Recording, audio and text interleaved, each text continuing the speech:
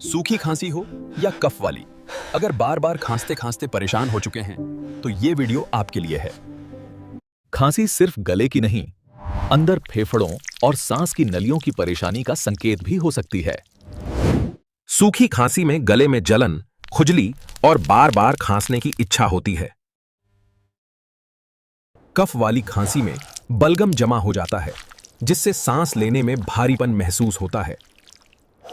अब जानते हैं एक ऐसा घरेलू नुस्खा जो गले को आराम देकर खांसी को तेजी से शांत करने में मदद कर सकता है। अदरक में मौजूद प्राकृतिक एंटी इन्फ्लेमेटरी तत्व गले की सूजन कम करने में मदद करते हैं। शहद गले पर एक प्रोटेक्टिव लेयर बनाता है, जिससे इरिटेशन और कॉफिंग कम महसूस होती है। काली मिर्च शरीर को गर्माहट देकर बलगम को बाहर निकालने में मदद कर सकती है। तुलसी इम्यूनिटी सपोर्ट देने के साथ गले को राहत पहुंचाने में मदद करती है।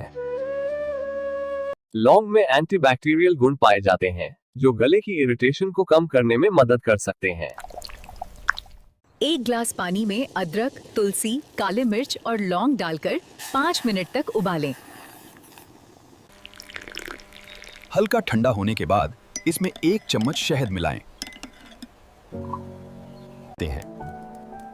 इसे धीरे धीरे घूंट घूंट करके पिएं, ताकि गले को ज्यादा आराम मिल सके।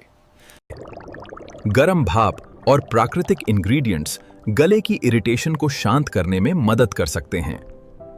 भाप लेने से जमी हुई बलगम ढीली पड़ सकती है।